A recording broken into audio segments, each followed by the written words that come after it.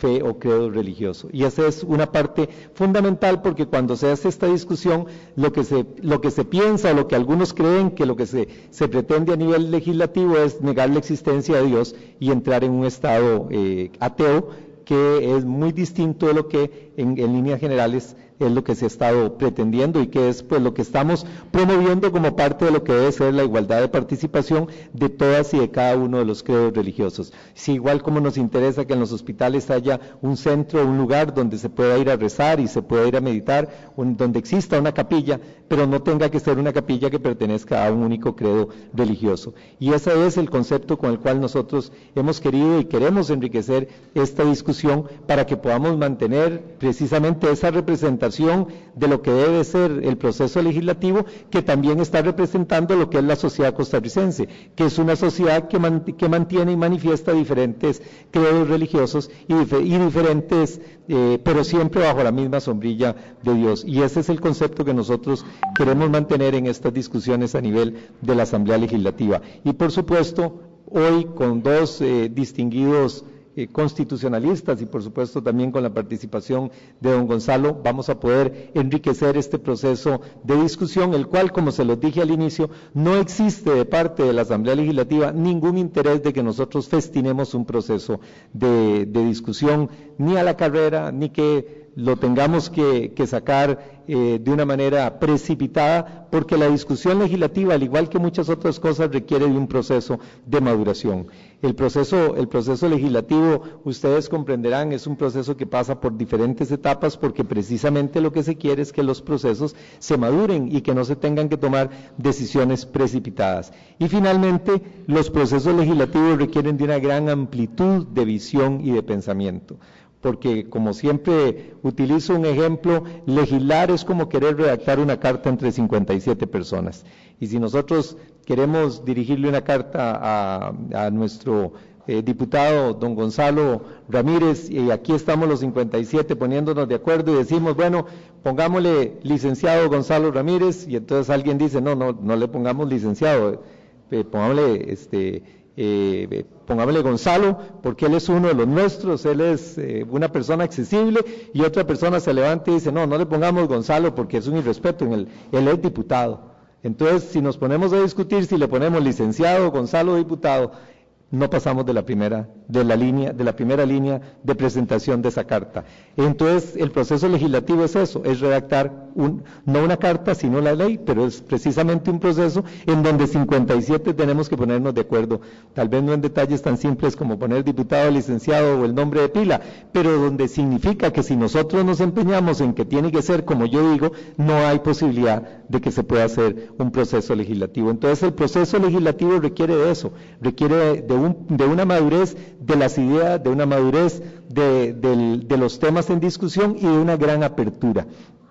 Pero es una apertura que no signifique sacrificar principios, y por supuesto que sí signifique tener una voluntad de tratar de llegar a acuerdos. Entonces, ese proceso es el que nosotros estamos teniendo en la Asamblea Legislativa sobre la discusión del Estado laico, que sin lugar a dudas se va a enriquecer con esta y otras actividades que se van a realizar en la misma línea, y que por supuesto les doy la bienvenida de parte de la Asamblea Legislativa para esta primera, y estoy seguro no será la última discusión, en donde tendremos que definir cómo vamos a dejar nuestra constitución política en función de la presencia de Dios y en función de la apertura que permita la presencia de todos y de cada uno de los diferentes credos religiosos. Muchísimas gracias por acompañarnos, y estoy seguro que esta será una importantísima labor para la función que tenemos las señoras y señores diputados por delante. Muy buen día. Gracias.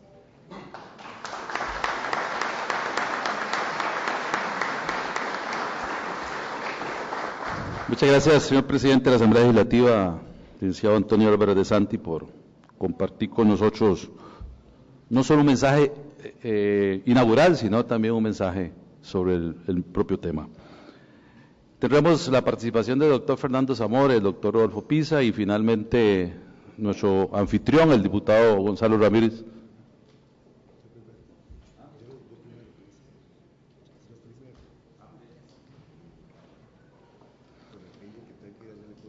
Yo a Gonzalo lo tenía de último, ahora hay que ir de primero. se nos quiere dar de fuga porque tiene reunión del directorio dentro de un rato. Entonces, con nosotros el diputado y pastor Gonzalo Ramírez, quien va a hacer inicio antes de que los dos conferencistas participen. Bueno, y despedimos a don Antonio, muchas gracias. Le damos gracias al presidente de la Asamblea Legislativa por venir a darnos la oportunidad. Lo que pasa es que buenos días, ¿cómo están? Bienvenidos. Buenos días a los compañeros de la mesa, al doctor Rodolfo Pisa y al doctor Fernando Zamora Castellanos, quienes hoy van a darnos conceptos técnicos acerca de qué es el Estado laico y hacia dónde se quiere ir con el Estado laico. Usted y yo tenemos claro que lo que dice la Biblia dice que el pueblo perece por falta de conocimiento. Bueno, este tipo de foros son un escenario perfecto para que podamos obtener conocimiento y a partir de ahí, con la ayuda de Dios, tomar decisiones. Este foro fue planificado desde antes de que se conformara el directorio legislativo, por eso se hizo un martes en la mañana, y normalmente las reuniones de directorio se hacen los martes a las 10 de la mañana. Entonces ahora le dije a Antonio cuando se iba que nos dé chance de llegar un poquito tarde al directorio, tomando en consideración que mis compañeros y compañeras me dieron el honor y el privilegio de participar con ellos en el directorio como primer secretario. Por muchos años, por 4 años, tuvimos a don Guillón Macei en el directorio como segundo secretario, ¿cierto? Es histórico, y también don Carlos Avendaño y don Justo Orozco fueron parte del directorio en algún momento cuando fueron parte de esta Asamblea Legislativa. Para nosotros, una vez más, se lo digo, es importantísimo su presencia en este lugar, porque es parte del acompañamiento que necesitamos los compañeros diputados, en este caso los que venimos desde la trinchera del Partido Renovación Costarricense, Restauración Nacional y Alianza Demócrata Cristiana, que nos hemos denominado bloque cristiano, que hemos bajado las banderas partidarias y hemos dicho, si la unidad no viene de afuera hacia adentro, la vamos a construir de adentro hacia afuera. Y con los 4 hemos hecho una tarea de unidad, de trabajo en equipo, y eso ha calado en esta Asamblea Legislativa, y hasta el día de hoy nos hemos ganado una posición en esta Asamblea Legislativa, y yo creo que nos hemos ganado una posición en la política costarricense. Este Estado lo hemos denominado Estado laico, pero le voy a contar algo, voy a pasarme un poco de indiscreto. Cuando estuvimos invitando a la gente para que pudiera venir a este foro, parece como que muchos no estaban como muy interesados. No fue lo mismo que hicimos con el foro anterior, con el tema de la familia. Entonces yo me reuní con los compañeros asesores en comunicación y les dije, la única forma de que nuestro sector se interese es que les quite Estado laico y dígales que van a sacar a Dios de todo lado. Pongámosle un título así, tipo, yo no lo dije, ¿verdad? Periódico sensacionalista, digámosle a nuestra gente que aquí va a pasar algo. Entonces, el peligro de querer sacar a Dios de todo lugar. Porque desde hace mucho tiempo existe una seria preocupación en el sector cristiano y en otros sectores de la sociedad costarricense.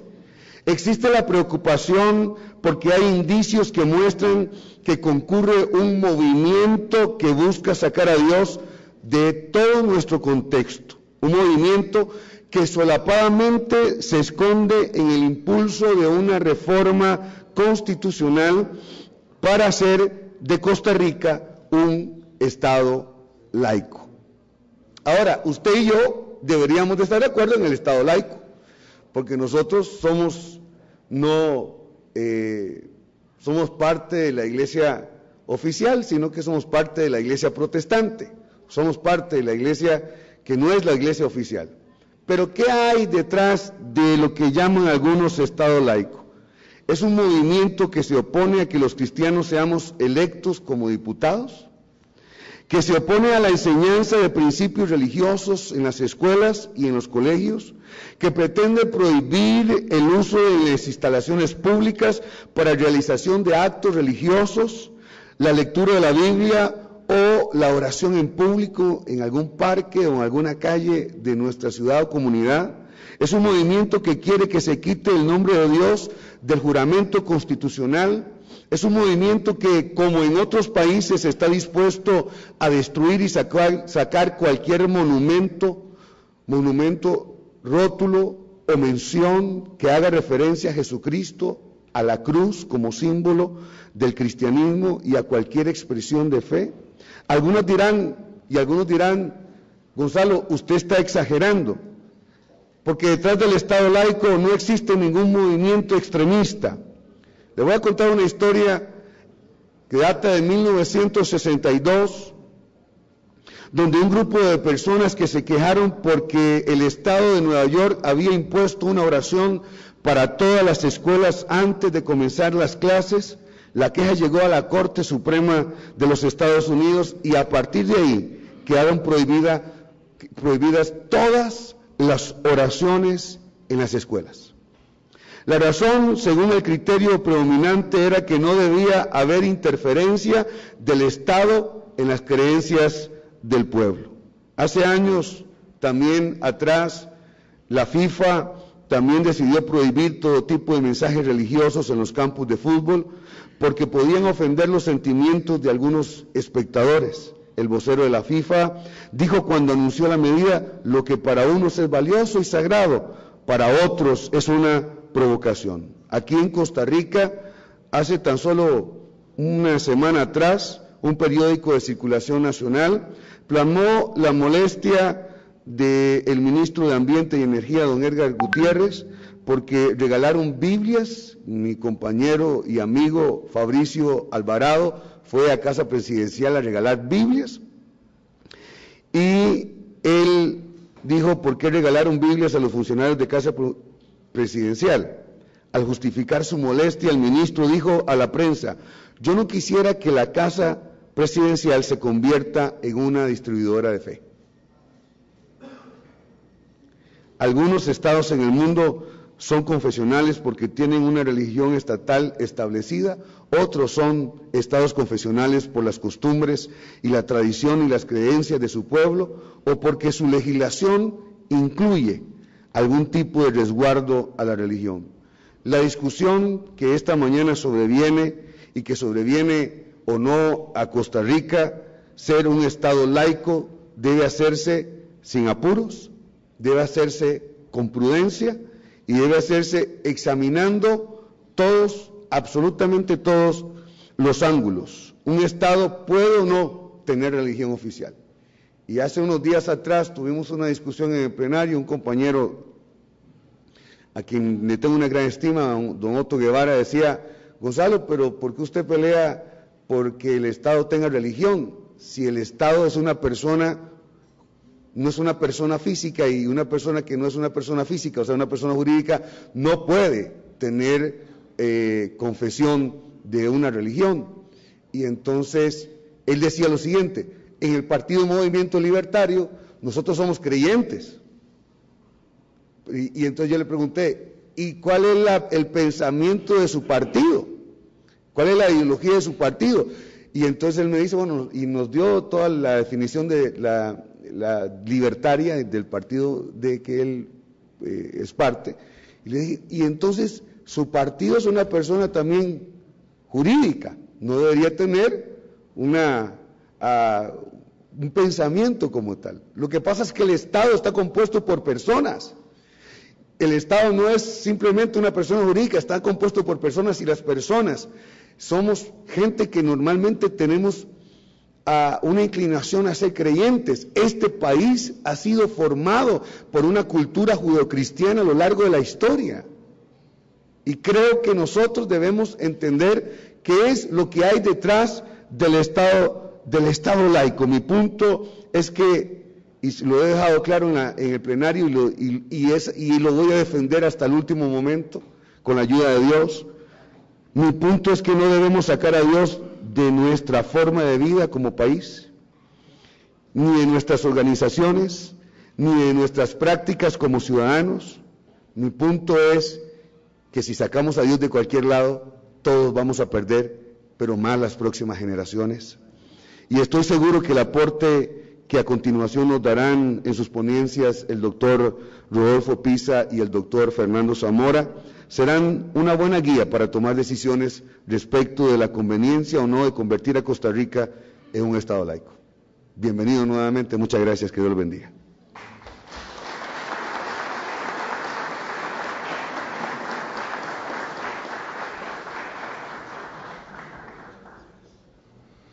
Muchas gracias al diputado y pastor Gonzalo Ramírez, primero por invitarnos a este evento y también por sus palabras. Doctor Fernando Zamora Castellanos, doctor en Derecho de la Universidad Complutense de Madrid, ULACIT, tiene además una maestría en Teología y es autor de varias obras y artículos. Ha sido profesor de diversas instituciones universitarias, dentro de las que se destaca la docencia en la maestría de Derecho Constitucional de la Universidad Interamericana de Costa Rica, hoy Universidad Latina. Ha sido directivo bancario, asesor parlamentario en la Asamblea Legislativa de Costa Rica, abogado litigante y notario público. Con ustedes, don Fernando Zamora Castellanos, además es hermano nuestro también cristiano, me parece que de la iglesia del pastor Ronnie Chávez, ¿verdad?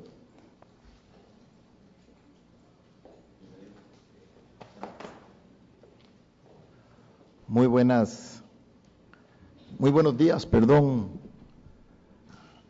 todos los presentes. De verdad que es un verdadero gusto compartir con ustedes este que es un importante tema, que se ha vuelto un tema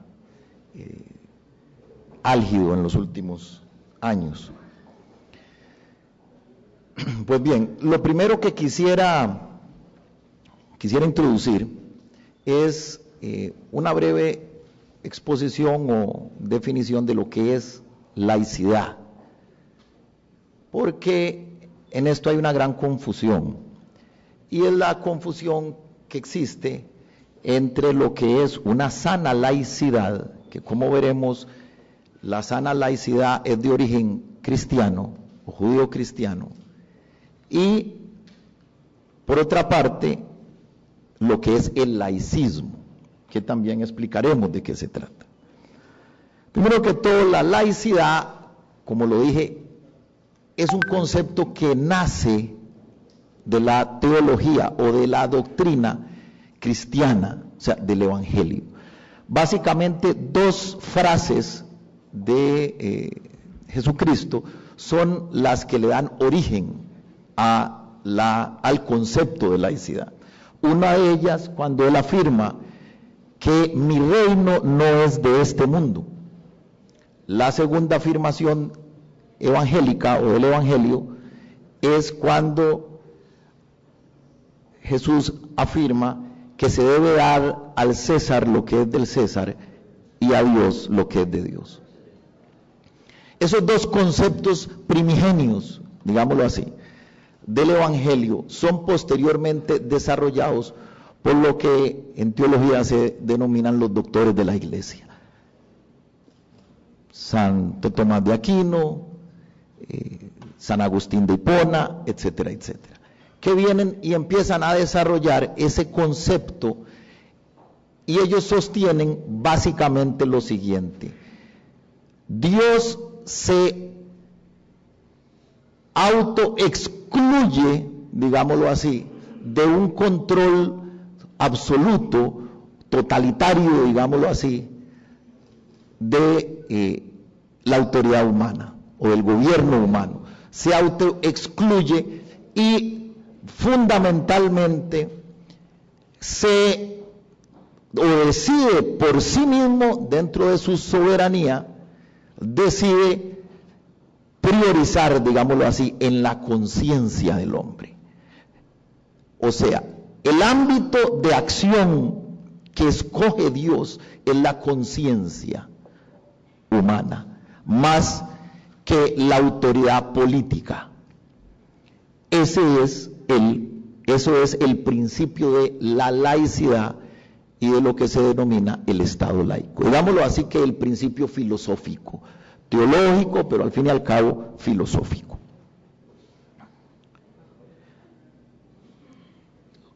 Precisamente eso es lo que permite que muchos santos de la antigüedad enfrentaran incluso a reyes, como sucedió con Teodosio, en donde le dicen: usted debe sujetarse a la ley, porque el concepto también, y en esto es importante, el concepto de la ley por encima de la autoridad tiene un origen, o su filosofía tiene un origen teológico también. O sea, hay una normativa, valores superiores que están por encima de la autoridad política o de la soberanía o la decisión del gobernante. Entonces, explicado esto, ¿qué podemos decir? Básicamente lo que podemos decir de la laicidad es que garantiza dos cosas. Garantiza que haya una separación entre el poder de la Iglesia y el poder del Estado, uno, y dos, garantiza la no discriminación por motivos religiosos. O sea, lo que se llama en buena teoría constitucional la libertad de culto y la libertad de conciencia.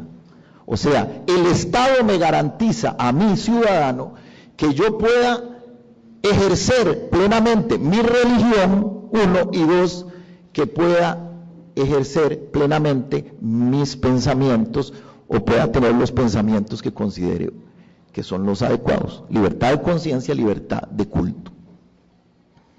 Así las cosas, ¿cuál es la conclusión evidente a la que llegamos? Costa Rica, en la forma y en la práctica, es un Estado laico ya. Por eso, lastimosamente, el presidente debía retirarse del Congreso, pero yo difiero, digámoslo así, de lo que él dijo, en ese sentido. Costa Rica ya ejerce una laicidad, ya la ejerce. En Costa Rica a nadie, porque está formalmente estatuido en el artículo 75 constitucional, que garantiza la libertad de culto. Costa Rica ya existe libertad de culto. En Costa Rica es impensable creer que alguien se le va a perseguir por sus convicciones religiosas, o por lo menos lo era impensable. Y el ejemplo de ese hecho tan rotundo es que precisamente quienes proponen, si la tesis fuera tal, quienes estuvieran propugnando por un Estado laico serían los sectores evangélicos, que son, digámoslo así, la religión que no es de la mayoría de la población. Y sin embargo, constantemente hablo con autoridades evangélicas, del clero evangélico costarricense, protestante, hablo con pastores, hablo con gente involucrada, y ninguno de ellos está propugnando un cambio así. ¿Por qué? Porque indudablemente Costa Rica ya es un Estado con laicidad, ya es un Estado en el que se ejerce la libertad de culto y ya es un Estado en el que se ejerce la libertad de conciencia. Entonces, explicado esto, voy a explicar qué es lo que se quiere imponer en Costa Rica. Costa Rica no se quiere imponer los cambios constitucionales y legales que se quieren hacer, no son para imponer la laicidad. Y el secreto lo dio la anécdota que acaba de citar el diputado Ramírez, cuando él afirma que los medios de prensa anuncian que un ministro se exacerba y dice: ¿por qué ustedes están distribuyendo Biblias? Cosa que hace todavía 6, 7, 8 años era impensable que nadie protestara porque se entregara o una Biblia o cualquier otra obra de pensamiento, porque al fin y al cabo, no olvidemos algo, si bien es cierto la Biblia tiene contenido espiritual, también al fin y al cabo es una obra de pensamiento, obviamente. A nadie se le hubiera ocurrido en Costa Rica. Y ahora entonces, lo que se quiere, la corriente que está impulsándose en Costa Rica es lo que se ha denominado, en buena teoría, el laicismo, así se ha digamos, denominado o llamado por los intelectuales judío-cristianos del siglo XXI. ¿Qué es el laicismo? Bueno, primero que todo les tengo que decir algo, el laicismo no es nada nuevo.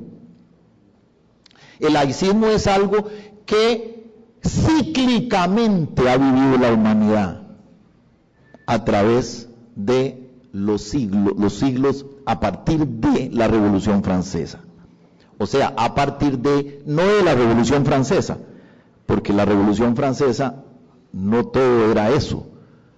A partir del terror de Robespierre, que era un líder radical de la Revolución Francesa. Robespierre impone lo que se denominó el terror laicista, podríamos decirlo así, porque al fin y al cabo era eso. Era un terror laicista, básicamente contra el clero y también, por supuesto, contra el antiguo régimen que dominaba Francia. Pero básicamente Robespierre, cuando asume, y la corriente de la revolucionaria que representaba Robespierre, impone la primera gran, digámoslo así, el primer gran régimen laicista de la historia. ¿Y qué es lo que hace Robespierre? Voy a citarlo así muy rápidamente. Y para cuando falten me avisan cuando falten unos 10 minutos para ir acomodándome, porque realmente no pregunté y perdónenme el tiempo que tengo. Pero el régimen de Robespierre lo que hace es le confisca bienes a la iglesia, profana lugares de culto, los seculariza, los profana. Por ejemplo, la Catedral de Notre Dame dejó de ser, en la época del terror de Robespierre, dejó de ser un templo donde se adoraba a Jesucristo y pasó a ser un templo en donde se adoraba a la diosa Razón, ¿verdad? Así se le denominó, y era una imagen con un gorro frigio, por eso es también parte de la representación de esa corriente, el gorro frigio. La destrucción de todas las cruces existentes en cementerios, templos, todo era, el que mostraba una cruz era inmediatamente perseguido. Se asesinaron, hubo una masacre de sacerdotes y de obispos. Durante la era de Robespierre se asesinan más de 200 sacerdotes y obispos. Se asesinaba a aquellos que se atrevían a dar juramento a Cristo y no a la revolución, entonces inmediatamente eran asesinados. Por supuesto, con más razón los sacerdotes. Una campaña sistemática de descristianización, cualquier cosa que hoy les parezca similar es mera coincidencia. La propuesta de eliminar todos los nombres de los lugares de santos, ¿verdad? o de héroes de la fe cristiana, de las regiones, de las calles. Entonces todos los nombres de las calles que tenía, o de ciudades, por ejemplo Montmartre se pasó a llamar Montmarat, y así con Marat era un líder de la revolución. Entonces todas las calles y lugares que tenían nombres de héroes de la fe cristiana se eliminaron para imponer en su nombre héroes de la revolución.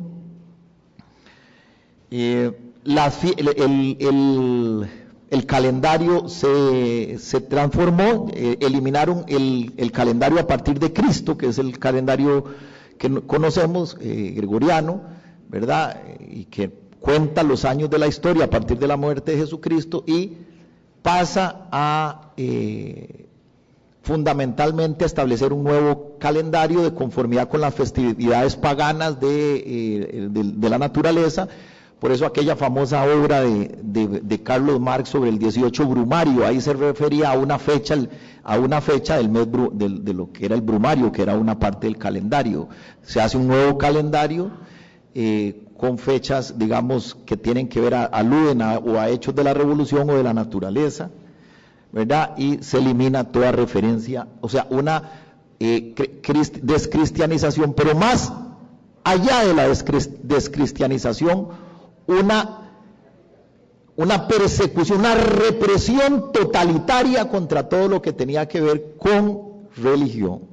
Y entonces, por ejemplo, era literalmente durante el terror de Robespierre era un delito manifestar sus convicciones cristianas, que se proscribió durante el terror de Robespierre, se proscribió fundamentalmente no solo la libertad de culto, se proscribió la libertad de conciencia. La libertad de conciencia, repito, hace alusión a la capacidad que tengo yo de objetar una conducta en función de mis valores. Entonces, por ejemplo, yo puedo llegar y decir, mire, yo soy médico y puedo decir, no voy a practicar un aborto porque mis valores me lo prohíben. Entonces, en los regímenes donde se ha proscrito la libertad de conciencia, usted comete un delito si usted se abstiene de ejercer prácticas contrarias a sus valores. No hay libertad de pensamiento, ni mucho menos, pues tal vez libertad de pensamiento sí, porque la libertad es lo único que no se puede proscribir, está en la mente, pero sí de la libertad. La libertad, para que entiendan este concepto bien, la libertad de conciencia no es que no podamos pensar, los pensamientos son ocultos y secretos. La libertad de conciencia es que yo no pueda actuar, o sea, mi conducta no pueda ser coherente con mis pensamientos o mis valores. Entonces, esa es la proscripción de la libertad de conciencia. Cuando mi conducta no puede ser coherente con mis valores o mis pensamientos, peor aún. Entonces, esta historia inicia con el terror de Robespierre, pero acaba en un momento dado. Napoleón impone nuevamente el respeto a los valores cristianos, retorna a Francia al calendario con Napoleón Bonaparte y vuelve, digamos, las aguas a su nivel. Pero como es cíclico, con los años se impone una nueva ideología, que fue el marxismo, y que impone un Estado laicista con el primer experimento en la Unión Soviética y después en todos los países de la órbita de la órbita marxista, que hoy todavía lo vivimos ya un poco más moderadamente porque han retrocedido en ese corriente, pero lo vimos por ejemplo en Cuba todavía. Bueno, hablar de todo lo que es una historia un poco más reciente y más popular, entonces no me voy a detener a hablar todo lo que sucedió en la Europa soviética durante el marxismo-leninismo con el cristianismo.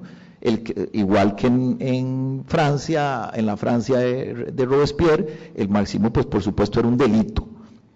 Se destruyeron las catedrales grandes, algunas sobrevivieron, pero tremendas joyas de la arquitectura universal fueron destruidas para borrar todo rastro de la cristiandad en la Europa oriental soviética.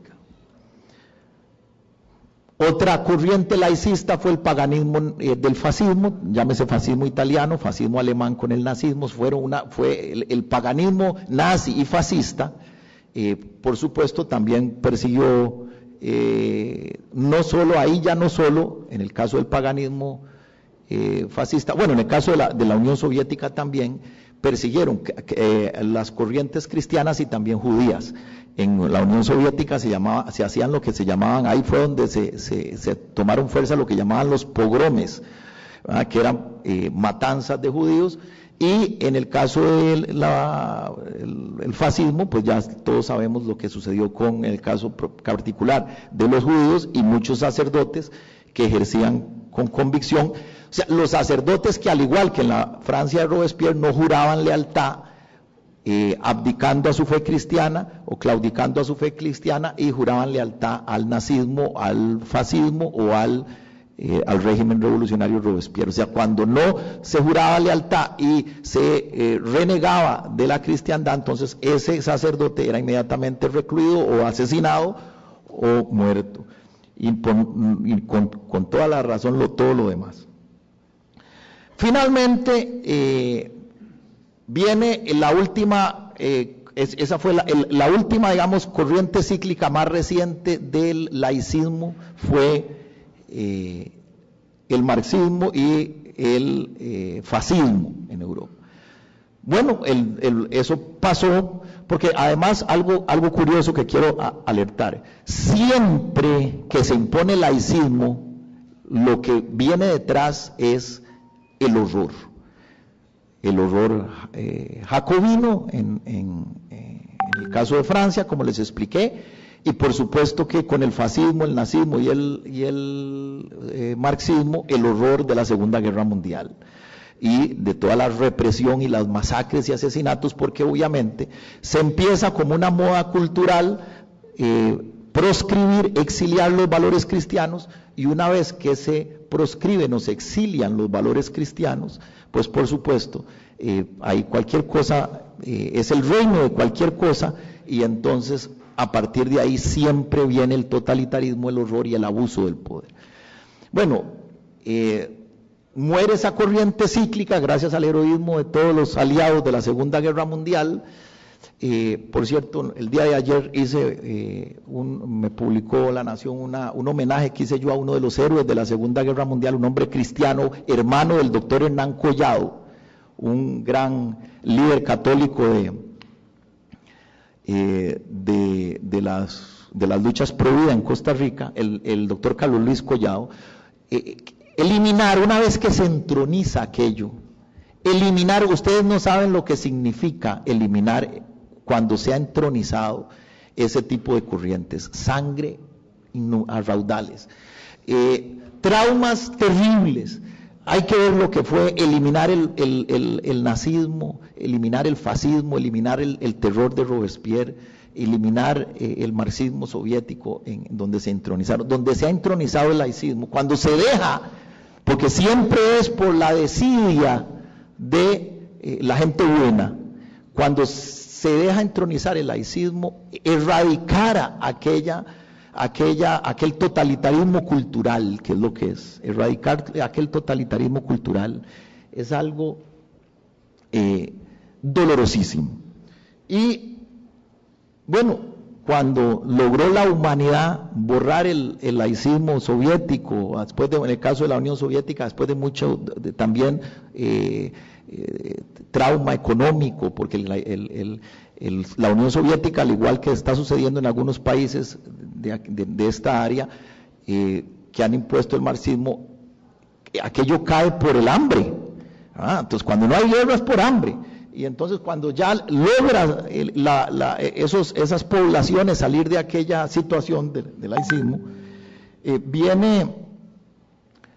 cíclicamente viene una etapa de estabilidad, como se ha demostrado históricamente, y aquello se olvida. Vienen nuevas generaciones, ya obviamente, pues normalmente no toda la gente tiene la cultura para conocer la historia, y entonces, sobre todo las nuevas generaciones, son encantadas como con cantos de sirena por lo mismo, ese mismo laicismo, pero con una versión diferente. Bueno, ¿cuál es la versión hoy? La versión de hoy es, digámoslo así, un neomarxismo cultural. La nueva versión que trata de imponernos el laicismo es un neomarxismo cultural que viene enquistado en una nueva corriente cultural que se llama el posmodernismo. Entonces, ¿cuáles son las características de esta corriente cultural posmoderna? posmoderna y neomarxista, porque esa, aunque a muchos no les gusta, es la verdad, es una corriente neomarxista, porque viene a reiterar los patrones culturales que se trataron de imponer en el régimen de Stalin en su primera etapa. Cuando, bueno, eso es otra historia, pero después Stalin debe revertir toda esa corriente cultural porque estaba destruyendo la sociedad soviética, la sociedad rusa, y entonces ellos debían enfrentar a Hitler, y entonces necesitaba una sociedad con orden, y entonces él se ve obligado a revertir ese proceso, pero es básicamente muchas de las cosas que hoy vemos nacieron en la primera etapa del régimen de Stalin. El aborto, la concepción de lucha de clases llevada a la familia, o sea, el concepto de que debe haber lucha de clase, pero ya no llevado a la sociedad como tal, sino trasladado a la familia. Entonces los hijos deben luchar contra sus padres, el Estado es el que debe educar a los hijos y no los padres, en fin, una quiebra del concepto de familia. Todas esas corrientes se aplicaron por primera vez en los primeros años de Stalin, aunque después se revirtieron, porque eso estaba llevando al caos a la sociedad soviética. Básicamente, y con esto termino, digámoslo que esta corriente cultural posmoderna, el posmodernismo, tiene básicamente seis características. La primera de ellas es una sociedad o una cultura o subcultura, porque en realidad el posmodernismo no es una cultura, es una subcultura. Es una subcultura, perfecto, ya con esto termino, una subcultura hedocéntrica. ¿Qué significa hedonismo? El hedonismo es todo aquello que está centrado en el placer. Entonces es una cultura hedocéntrica, o sea, la sociedad está básicamente enfocada en lo que le genere placer y entretenimiento, punto. O sea, todo aquello que los héroes, por ejemplo, son los héroes del entretenimiento, los héroes del entretenimiento, o los héroes de lo que genera espectáculo, deporte, cine. Esos son los héroes, los héroes de las culturas posmodernas. Hablar de un señor como el doctor Collado, que fue un héroe de guerra, un médico héroe de guerra en la Segunda Guerra Mundial, a mí no me hables de eso, a mí háblame de los héroes de la farándula, de los héroes del deporte. Entonces hay una cultura, eso es un ejemplo nada más, en todo es una cultura centrada en el placer. Entonces se quiebra la cultura del esfuerzo, no hay cultura del esfuerzo, porque una sociedad enfocada en el placer no puede estar a la vez enfocada en el esfuerzo. Entonces eso trae una implicación terrible económica, ¿verdad? Y trae además un presentismo brutal. Lo que importa, como yo estoy centrado en el placer, no me importa el pasado y menos el futuro. Es vivir el presente, lo que tiene una profunda implicación económica.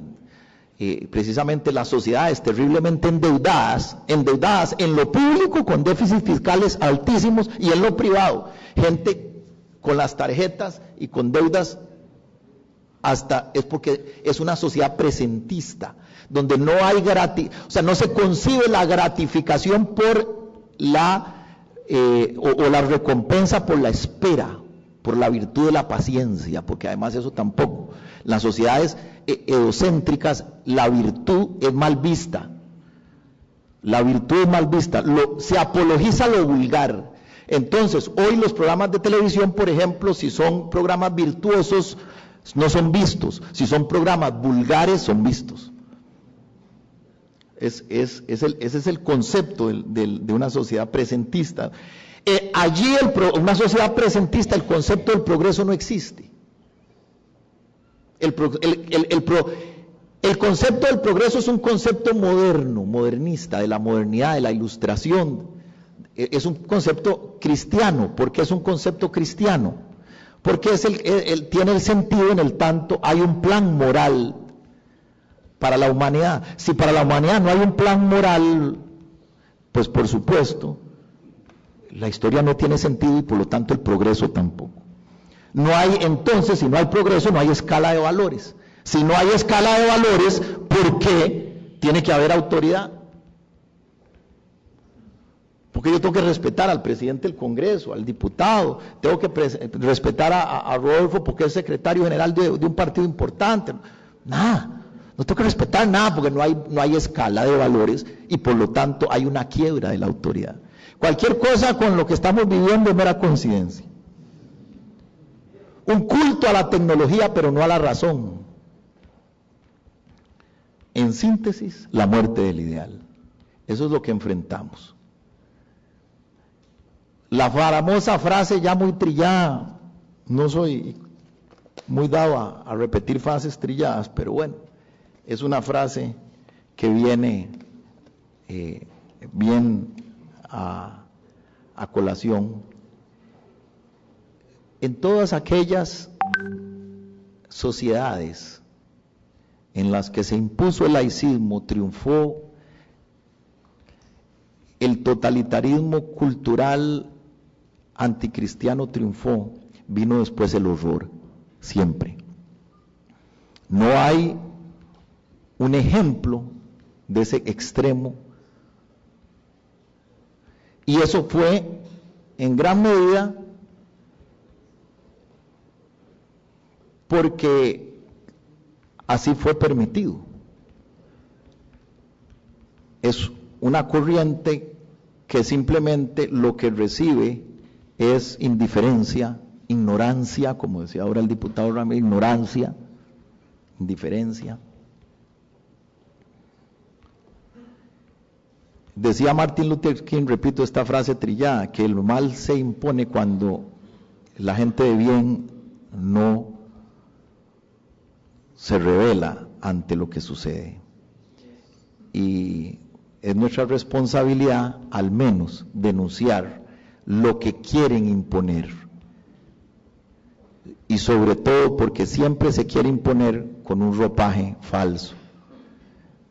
Con un ropaje, con una piel de oveja bonita, pero detrás se ocultan siempre noches de oscuridad y de tinieblas. Muchas gracias.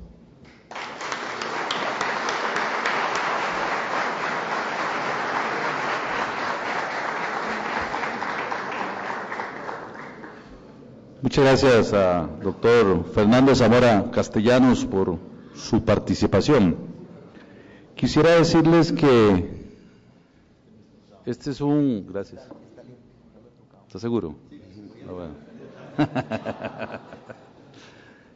Este es un evento poco con invitados como ustedes y se nos quedaron 50 personas afuera para que sepan. Pero a partir de este momento este es un foro público. Esas cámaras lo están grabando y cualquiera de ustedes puede... Está pasando en vivo en el canal. Se está pasando en vivo en canal Circuito Cerrado de la Asamblea. O sea que no hace falta que nadie lo esté grabando ni con teléfono ni con grabadora porque lo puede obtener hoy mismo completico. Tenemos una oficina de protocolo de la Asamblea Legislativa que está cruzando esta calle que se los pueden dar. Así que el que lo quiera lo puede tener absolutamente completo, ¿verdad? Aquí no hay nada oculto en estos temas para nosotros los cristianos, ¿verdad? Nosotros estamos con la cara pintada. El doctor Rodolfo Pisa Rocafort, doctor en Derecho Constitucional de la Universidad Complutense de Madrid, su tesis de doctorado, responsabilidad del Estado y derechos humanos, el aporte del derecho administrativo y el derecho internacional. Alcanzó la más alta calificación y fue publicado por primera vez en 1989 por la editorial de la UACA. Fue nombrado embajador alterno de Costa Rica ante la Organización de Naciones Unidas y más recientemente lo recordamos todos como expresidente de la Junta Directiva de la Caja Costarricense del Seguro Social. Don Rodolfo, bienvenido.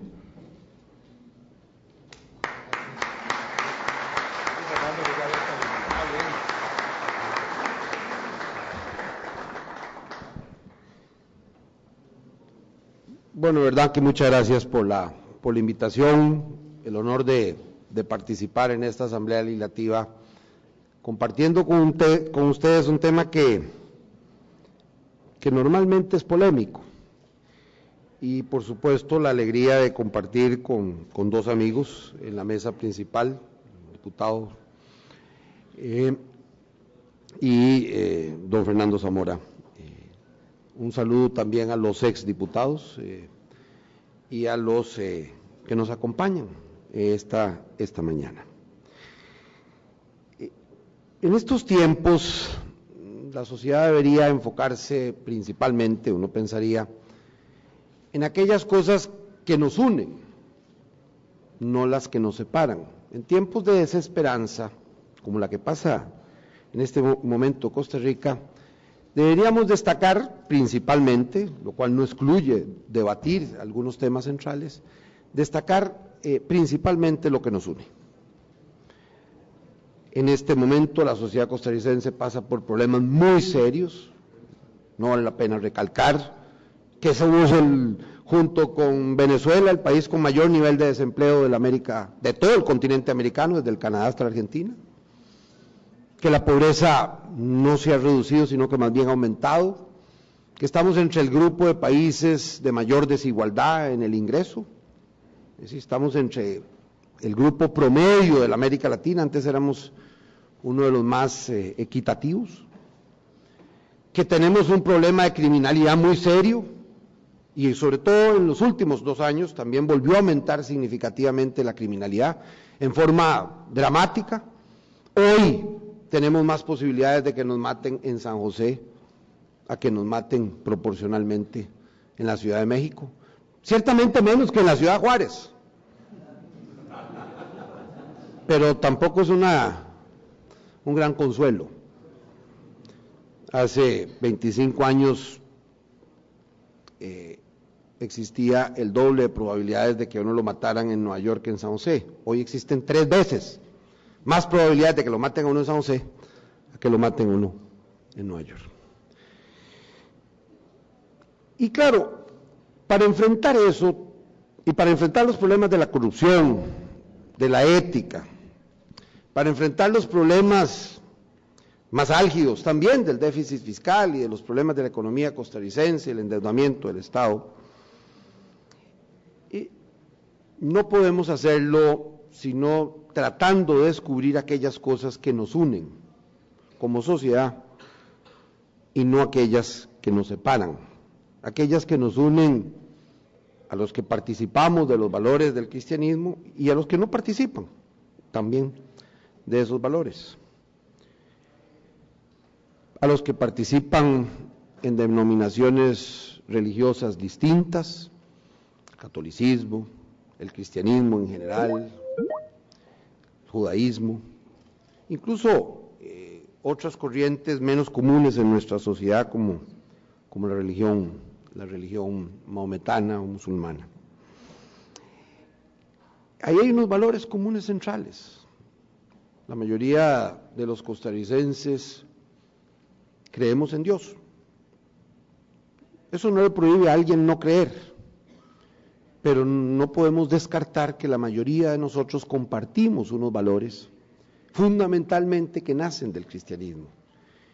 Y ciertamente una sociedad que arranca de raíz su origen, sus valores, difícilmente puede sostener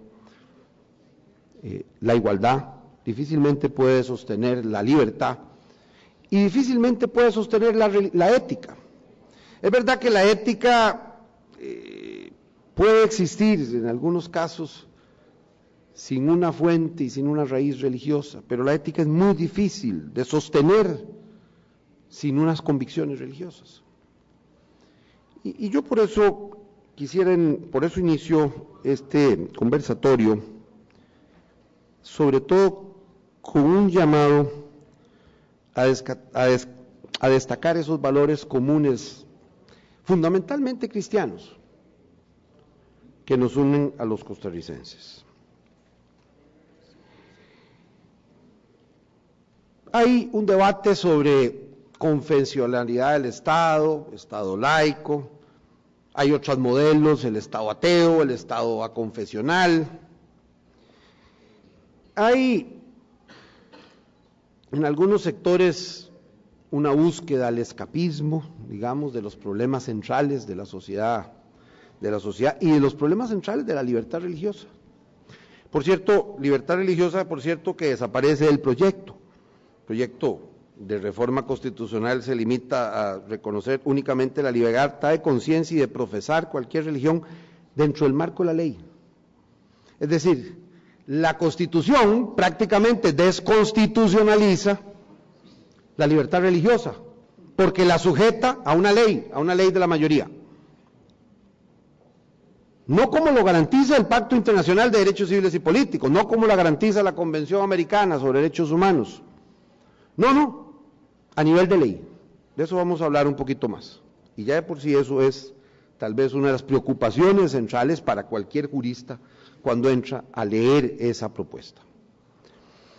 Bueno, la mayoría de los países del mundo, es verdad, digámoslo de una vez, son laicos. Sin embargo, la mayoría de los países musulmanes son confesionales. Pocos no lo son, pocos son aconfesionales. Turquía, Irak, Siria, no lo son. 3, hay algún otro, el Líbano, pero no es exactamente un país musulmán, la mayoría tan clara. Pero en cualquier caso, la mayoría de los países musulmanes son confesionales. Irán fue un caso de un Estado laico, bajo el Shah de Irán. Era un Estado que promovía el laicismo en una sociedad mayoritariamente musulmana. Y después, y en ese exceso de laicismo, terminó por convertirse en una teocracia de revolución popular.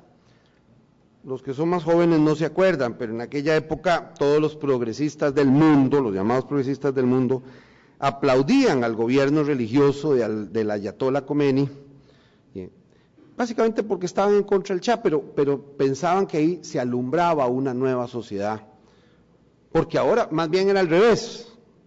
Gente que defendía el laicismo en Occidente de pronto aplaudía la confesionalidad de un Estado como Irán.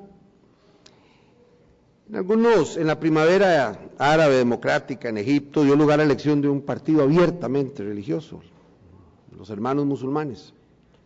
Es decir, se pasó del secular y corrupto Mubarak a un gobierno religioso que terminó siendo inviable para la realidad de la sociedad. Religioso abiertamente. La mayoría de los países occidentales ciertamente son laicos. Hay algunas excepciones que conviene recalcar y recordar.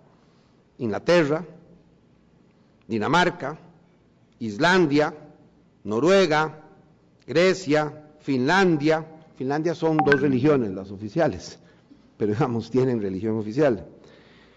Y católicos hay muy pocos, San Marino, Argentina y Costa Rica, digamos. Muy pocos más. Bueno,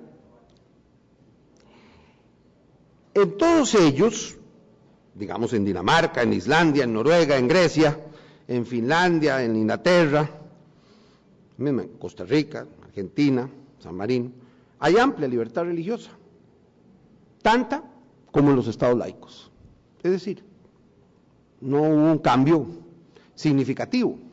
Es decir, difícilmente alguien va a sostener que en Dinamarca no hay libertad religiosa porque el Estado es confesional.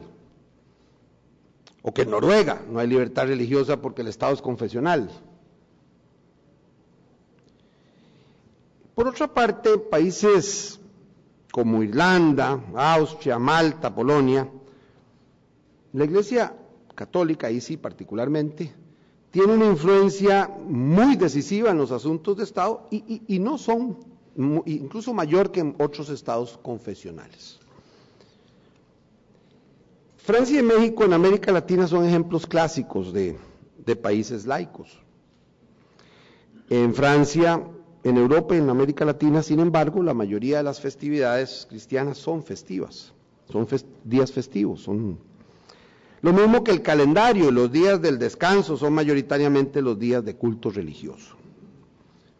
Son festivos, incluso en esos países, independientemente de la religión que profesen los habitantes, porque no se puede negar la raíz cristiana de esas sociedades, ni tampoco la raíz cristiana nuestra, de la Costa Rica que tenemos. En muchos países laicos europeos, las iglesias, y digo las iglesias, no solo una iglesia, reciben amplios fondos públicos. Voy a decir algo más, todavía más claro, mucho más proporcionalmente que lo que reciben en países como el nuestro, no importa la denominación. En Bélgica y en España, países laicos, los colegios concertados pagados principalmente por el Estado son mayoritariamente cristianos, católicos y cristianos, y representan cerca del 30% de la educación. En Francia, un poco menos. Francia es un país laico al que no se le puede acusar de dar privilegios a una iglesia. Sin embargo, la escuela concertada es gratuita y sostenida con fondos de la República Francesa. En casi todos los países de Europa existe mucho más educación religiosa, de escuelas religiosas, con fondos públicos que en Costa Rica, pero muchísimo más. En Bélgica, Holanda, Alemania, Inglaterra o Dinamarca, un alto porcentaje de sus colegios son concertados y totalmente gratuitos para los padres, sin que nadie piense que otorgan privilegios a las distintas confesiones religiosas. En Suecia, el gobierno en los 90 introdujo las escuelas privadas o concertadas financiadas con dinero público. La última década ya pasó del 2% al 17%. En Costa Rica, los colegios semipúblicos son muy pocos y no representan ni el 1% de los estudiantes de la educación general básica. Pongo ese contraste nada más como para tener un poco algunos panoramas importantes. En muchos países de Europa existen impuestos eclesiásticos. En Alemania es un país laico. Sin embargo, existe el llamado impuesto eclesiástico.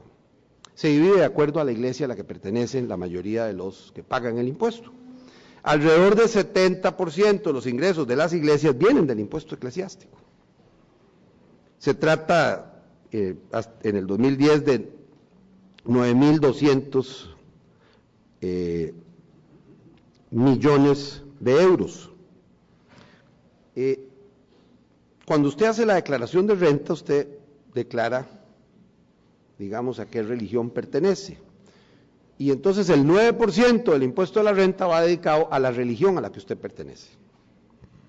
Si usted es evangélico, pues a la iglesia evangélica; si usted es luterano, a la iglesia luterana; si usted es judío, a la iglesia.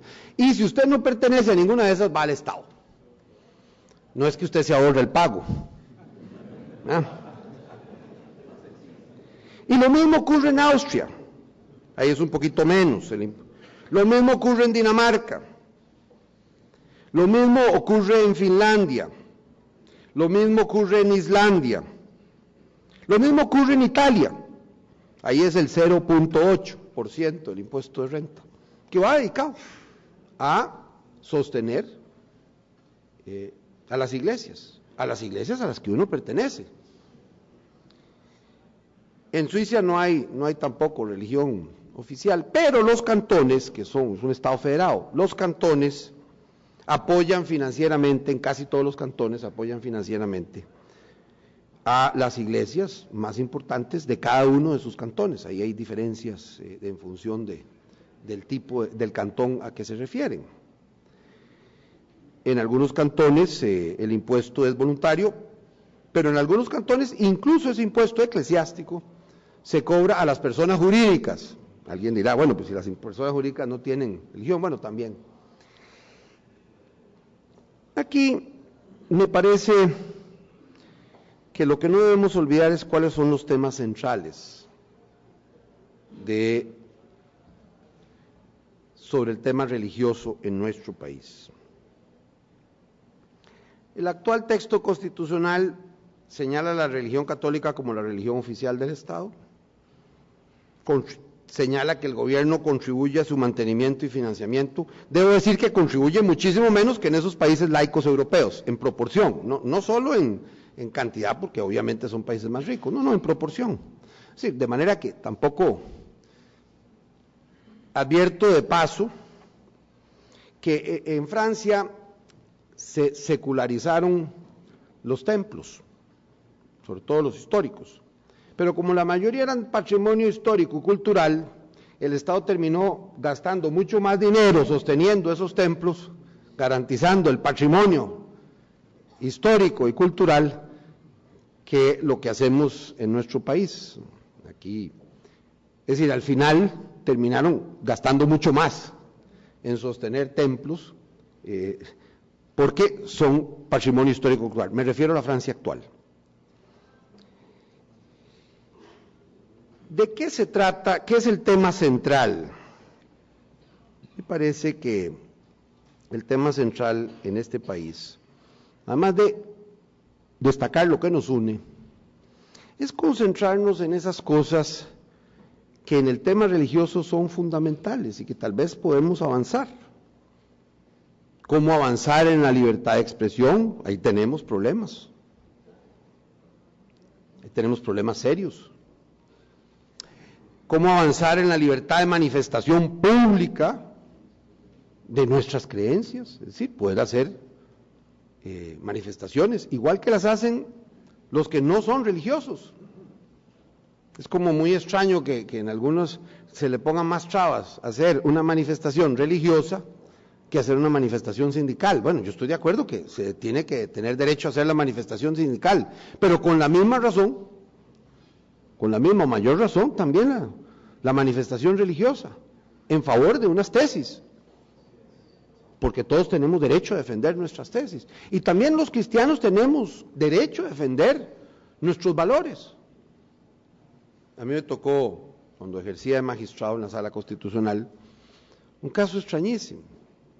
Es decir, se planteaba por parte de la Defensoría una acción contra que unas radios en realidad, porque no era una sola, cristianas, pudieran hacer algunos spots publicitarios en contra de la fecundación in vitro. Y los que afirmaban eso es que eso violaba la libertad de expresión. Le digo, pero usted quiere construir la libertad de expresión negándosela a los que piensan distinto a usted. Bueno, por dicha no pasó. Hay otros que quieren simplemente de cuajo eliminar a Dios de la Constitución. Y yo repito, más allá de las convicciones religiosas, un país que mata sus raíces y sus valores difícilmente se sostiene en el tiempo. Difícilmente logra la amalgama necesaria para resolver los problemas centrales de nuestra sociedad. Fernando nos recordaba bien la historia de la Revolución Francesa. En la Revolución Francesa, efectivamente, sobre todo con el liderazgo de Robespierre, pero no únicamente Robespierre, se sustituyó a Dios por una cosa que se llamó genérica el Ser Supremo, y se sustituyó la religión por una cosa que se llamaba la razón, la deidad, una nueva deidad.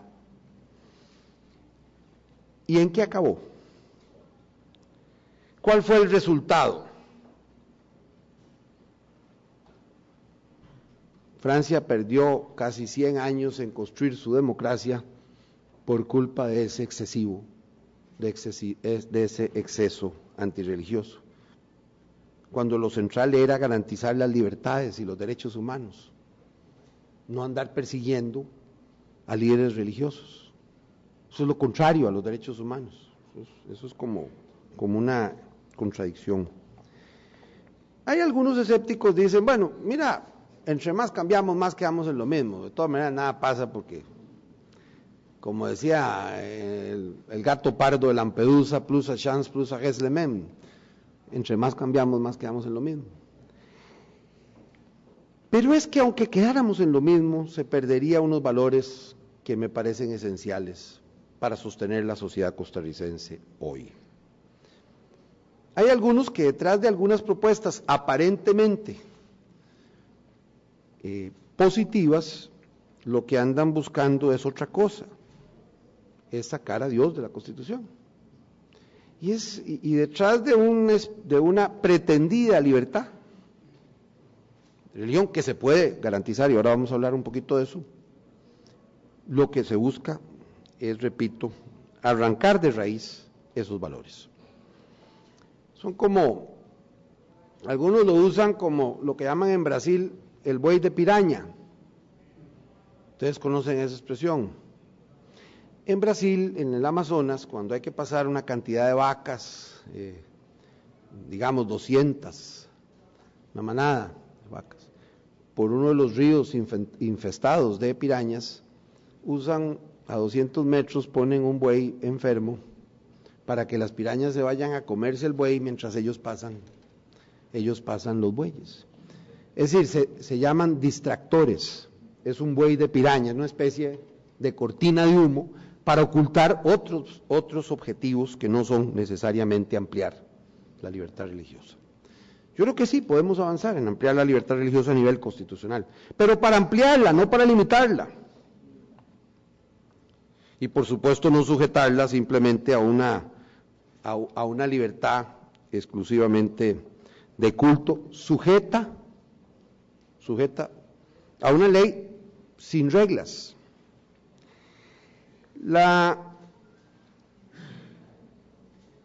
Costa Rica hizo un cambio muy importante a finales del siglo XIX, se llamaba el anticlericalismo. Secularizó los cementerios, era un tema importante. Garantizó la educación pública, gratuita y costeada por el Estado.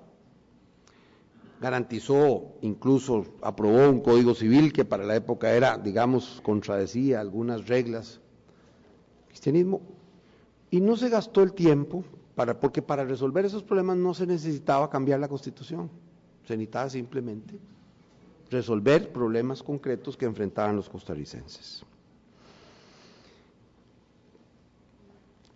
Los dos valores centrales de un sistema constitucional siempre son la libertad y la igualdad. La igualdad y la no discriminación, por un lado, y la libertad. De alguna manera, todos los seres humanos aceptamos restricciones mientras pensemos que a todos se le aplican por igual, ¿no? Porque por lo menos nos sentimos que no nos están maltratando en nuestra dignidad.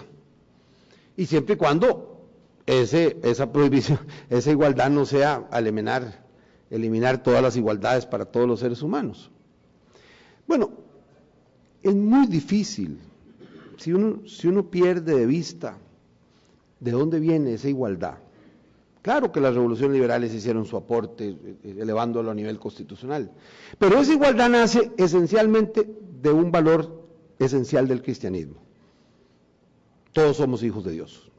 Ya no hay un pueblo elegido, todos podemos ser elegidos, todos que queramos formar parte del pueblo de Dios, somos bienvenidos a eso.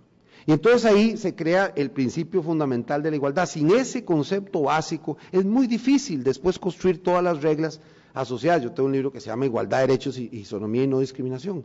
Es muy difícil sostener la igualdad y la no discriminación, porque se pierde una base central, una raíz central de ese concepto. Igual con la libertad y el libre albedrío, y la responsabilidad que supone la libertad. Sí, nos dieron la libertad, pero al mismo tiempo nos dieron una responsabilidad. Y claro, uno no puede construir la libertad sin responsabilidad. En el antiguo derecho romano, los esclavos no eran responsables. Era el responsable de los daños que podía causar un esclavo, era el dueño de los esclavos. Y tenía sentido, lo que no tenía sentido es la esclavitud, pero tenía un sentido, porque si usted no le otorga la libertad, no le ponga la responsabilidad. Y entonces es también esencial garantizar esa libertad. El artículo 75 de la Constitución dispone tres cosas fundamentales. Uno, digamos, la confesionalidad, pero lo central no es eso, lo central es la libertad de cultos. Lo voy a decir como lo dijo la Sala Constitucional en una sentencia de 1993, la 03173 de 1973. Era a propósito de la ley de licores. En el considerando 9 recordaba, esta norma constitucional, y aquí sí tenemos que subrayarla porque no se ha logrado ese principio todavía plenamente, esta norma constitucional, cito, no puede interpretarse en sentido restrictivo. Por el contrario, se entiende que el Estado tiene una obligación en sentido general de cooperar con las diferentes confesiones religiosas que profesan los habitantes del país. Esta obligación constitucional consiste en posibilitar la formación religiosa en los centros docentes públicos, en la creación necesaria para su desarrollo, y no concretamente en la asistencia de financiamiento económico necesariamente. Con esto, la norma suprema considera de interés general la satisfacción de las necesidades religiosas, pese a la existencia de personas que no participan de ellas. Además, debe interpretarse, y cito lo que dice la Sala, y ya desde el 93, y al final la Constitución termina diciendo lo que la Sala Constitucional dice que dice, para bien y para mal. Dice, la Constitución debe interpretarse, la norma del 75, del 76, del 75, debe interpretarse no como un indicador de parcialidad de la Constitución en beneficio de una confesión religiosa determinada, sino como indicador de la realidad sociológica, de los valores y que comparten los costarricenses en su gran mayoría.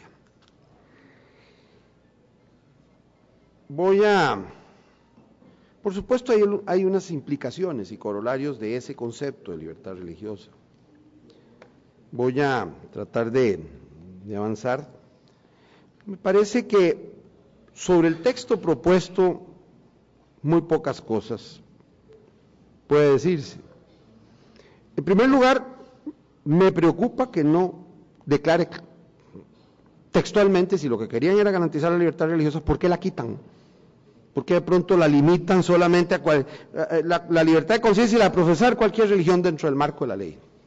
En segundo lugar, como avancé antes, ¿por qué no lo dicen como lo dice el Pacto Internacional de Derechos Civiles y Políticos? Bueno, mientras no dañen a los demás y se no violenten las buenas costumbres, pero no de acuerdo a la ley, porque puede cambiar una ley, venir una ley y empezar a restringir cualquier religión. Y eso sería darles un cheque en blanco a una mayoría momentánea, y eso no conviene a ninguna sociedad. Y luego cambian también el juramento. Digamos, no se atreven a quitar al final la frase juráis por Dios, sino que agregan por sus convicciones personales, pero sí la quitan después, cuando dice, si así lo hiciereis, dice ahora, Dios os ayude, y si no, Él y la patria os lo demanden. Aquí lo cambian, y dice, si así lo hiciereis, que la patria se lo reconozca, y no que ella se lo demande. Bueno, hay un cambio, no es tan ingenuo el cambio, ¿verdad?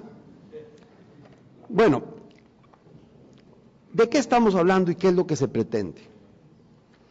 Yo diría que si lo que se quiere es la libertad de cultos, lo que tenemos que hacer es trabajar por eliminar las limitaciones que existen y que no dependen de la laicidad o confesionalidad del Estado, sino de quitarle palos a la carreta que les gustan poner a los ciudadanos para ejercer sus libertades, también las religiosas, para construir sus templos, para profesar su religión públicamente, para educarse, para sostener públicamente los valores que se defienden sin tener temor a ser perseguido. Avanzar en la garantía de que todas las religiones, todos los líderes y pastores y todos los líderes religiosos puedan acceder a los hospitales y a las clínicas. A mí me tocó avanzar en una primera etapa en eso, hicimos un convenio para que pudieran entrar, pero bueno, era una locura que no podían entrar. Yo sé que todavía me han dicho que han vuelto a poner muchas restricciones. Bueno, a mí me duele eso. para que también puedan profesar en un templo, en los hospitales, pueda la gente orar y reconciliarse con Dios si en algún momento se distanció y más bien reafirmar su fe, si toda la vida la ha sostenido. El acceso, por supuesto, a las cárceles, esos son los temas centrales de la libertad religiosa. El no ponerle tanto palos a la carreta para construir un templo, mantener un templo o hacer profesión de esa fe. En reconocer, igual que se reconocen las asociaciones deportivas, reconocer abiertamente, jurídicamente, sin tener que inventar una asociación que no corresponde a una fundación, no, reconocer digamos, la organización religiosa con persona jurídica propia. Bueno, esos son temas que podrían ser mucho más. Segundo, que no haya discriminación. Bueno, ya la igualdad en el artículo 33 aparece en la Constitución, y en cualquier caso, la laicidad no la garantiza. Lo que la garantiza es la aplicación constitucional plena del principio de igualdad y no discriminación y de todos sus corolarios, de que no haya diferencias irrelevantes, irrazonables o desproporcionadas entre unos costarricenses y otros, o entre unos habitantes y otros. 3, que la Iglesia no la tercera cosa que dice que se pretende es que la Iglesia no influencie las decisiones políticas. Bueno,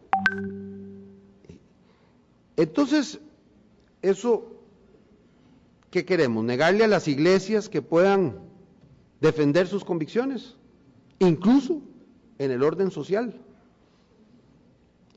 En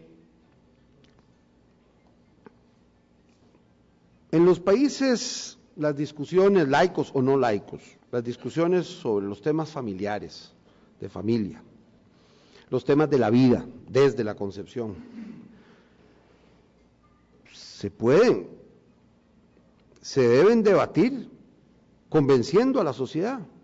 Pero si la mayoría de la sociedad comparte unos valores, yo no le puedo prohibir a esa sociedad que defienda sus valores.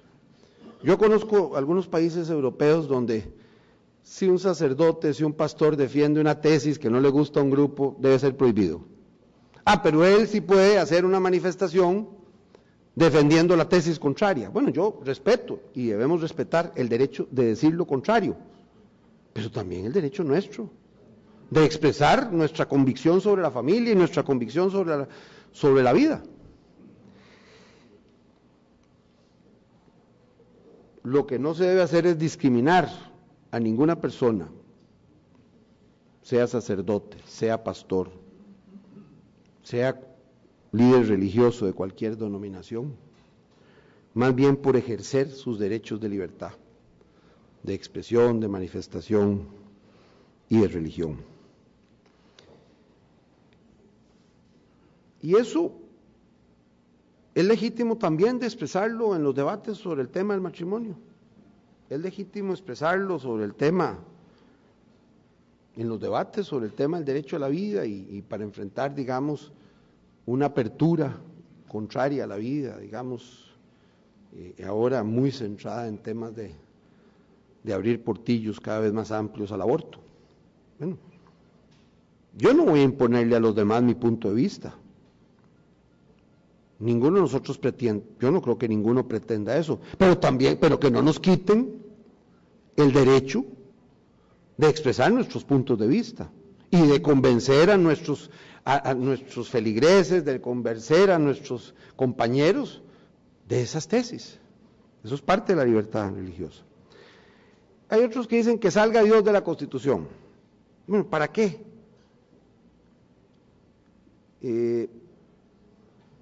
¿Cuál es el objetivo? ¿Qué gana una sociedad? Más bien, ¿cuánto pierde una sociedad con eso? Porque los mismos Estados Unidos son un estado laico, pero por lo menos ahí no le quitaron las dos expresiones "In God we trust" o "God bless America". Sí, bueno, ya solo falta que prohíban esa frase, también en los Estados Unidos. La Revolución Francesa quiso cambiar a Dios por el Ser Supremo y terminó persiguiendo, como recordaba el amigo Fernando Zamora, gran constitucionalista, terminó persiguiendo y matando a los religiosos, en aras de ese cambio. Hay otros que dicen, 5, que no existan subsidios o apoyos públicos a las actividades religiosas. En primer lugar, los que hay son muy pocos, y mucho menores que en la mayoría de los países que se llaman laicos. ¿Por qué? Porque si las religiones ayudan con la educación, ¿por qué no van a ser parte de un proceso de concertación, digamos? O si queremos de escuelas públicas, semipúblicas. Si están más bien ayudando a sacar una tarea. Y si ayudan en el campo de la salud, ¿por qué no? Y si ayudan en la lucha contra la pobreza, como ayudan. En este país, una buena parte de la lucha contra la pobreza se da en los barrios y en los pueblos por líderes religiosos, sean católicos o sean protestantes, no importa, sean evangélicos, de cualquier religión. ¿Quiénes son líderes esenciales en cualquier comunidad? Yo con el gobierno teníamos el triángulo de solidaridad. Y yo me recuerdo en cada pueblo, al final, ¿quiénes participaban? Sí, claro, había un líder comunal, pero también había el pastor, estaba el sacerdote, también estaba el líder de la municipalidad. Y bueno, ¿y por qué no más bien arrimar todos el hombro y trabajar por resolver el puente o resolver el problema de la quebrada que está matando a los carajillos que tienen que pasar de un lado a otro en ese pueblo?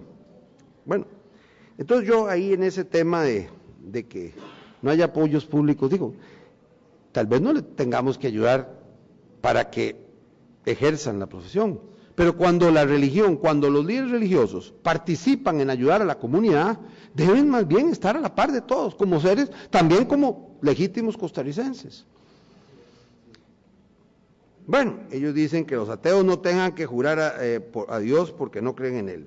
Bueno, si alguno no cree, pues es su derecho no hacerlo. Pero ¿por qué prohibirlo? Para los que sí creemos. Y bueno, y claro, uno le podría garantizar, y bueno, ¿y cómo le garantizamos a los anarquistas su derecho a no creer en el Estado? Ellos dicen, no creo en el Estado, entonces, si yo no creo en el Estado, entonces yo tengo derecho a no pagar los impuestos para sostener las instituciones públicas. ¿O cómo le garantizamos, digamos, algunas corrientes de libertarias en otros países su derecho a no sostener con impuestos las instituciones y monopolios públicos en los que no creen? La sociedad tiene que sostenerse. Repito, ¿qué es lo que importa? Lo que importa es garantizar al menos lo que está en el Pacto Internacional de Derechos Civiles y Políticos sobre libertad religiosa. Y creo que en Costa Rica nos hace falta mucho para llegar ahí. Aunque el Pacto Internacional de Derechos Civiles y Políticos de la ONU tiene rango constitucional, por jurisprudencia constitucional, hay muchas cosas que se pueden hacer. Yo hubiera preferido una norma parecida a esta, a la norma que proponen de reforma al artículo 75. Nadie será objeto de medidas coercitivas que puedan menoscabar su libertad de tener o de adoptar la religión o las creencias de su elección. Los Estados partes en el presente pacto se comprometen a respetar la libertad de los padres y en su caso la de los tutores legales para garantizar que los hijos reciban la educación religiosa y moral que esté de acuerdo con sus propias convicciones. La libertad de tener o adoptar la religión o las creencias de su elección, así como la libertad de manifestar su religión o sus creencias individual o colectivamente, tanto en público como en privado, mediante el culto, la celebración de ritos, las prácticas y la enseñanza. Bueno, ahí todavía nos queda mucho camino por andar. Yo creo que esos son los temas centrales del debate de la sociedad costarricense de hoy. ¿Cómo garantizar una verdadera libertad religiosa y los derechos conexos con ella? ¿Cómo avanzar en resolver todos juntos los problemas del país y no, repito, no destacar lo que nos separa, sino lo que nos une? Muchas gracias.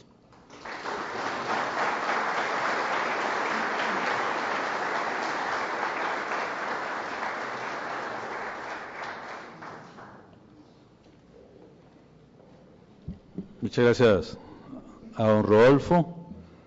Queremos saludar cariñosamente al diputado Fabricio Alvarado, que nos acompaña y al diputado Abelino Esquivel también que nos acompaña, la diputada Celi Segura, Liberación, y Loreli Trejos también, de Liberación, y Araceli Segura también que están por ahí.